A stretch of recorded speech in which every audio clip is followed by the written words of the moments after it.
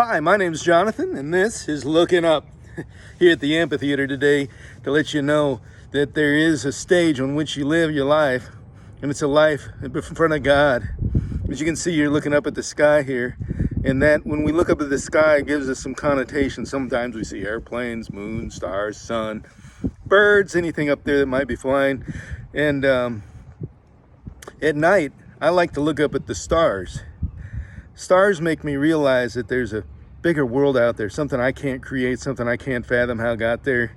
And my mind just doesn't wrap around stuff like that.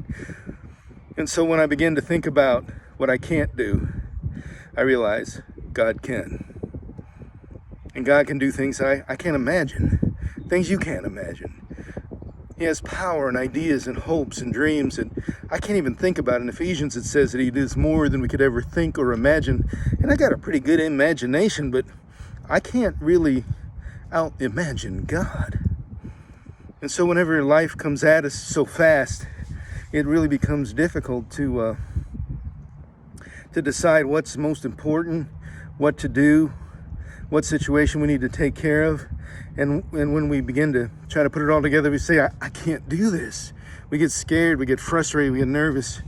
And yet, there's a still small voice saying, I can. Let me do it.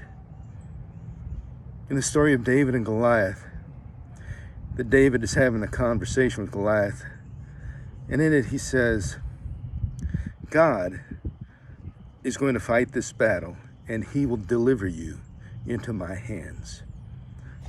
I can't beat a Goliath, but I am just trusting God to deliver him into my hands. You understand how that works? God's going to do the work that he wants done in supernatural ways, because that's what God can do. But we keep assessing things from our own perspective in our own life and our own abilities, and sometimes we got to let God do what he does. Let him show out a little bit. And so if there's something in your life right now that God's called you to, it seems too big, just remember you probably can't do it. He wants to know that he's going to get the glory. In the story of a man named Gideon in the Bible, he had 300 men without weapons, just clay pitchers, go up against an army of thousands and thousands of men. And they won. But the reason God did that is God said, you've got too many people you're going to think you could win, so I got to whittle you down to a number where you know you didn't do it. That's where God sometimes has to get us. And then when we're in that place, we can say, if anything's going to happen, God's got to do it. And God can. I'm asking you to trust that today. And when you do, you won't be looking in the mirror at yourself or the ground at your feet. You'll be looking up and beyond the mirror and what you see inside yourself and at your feet.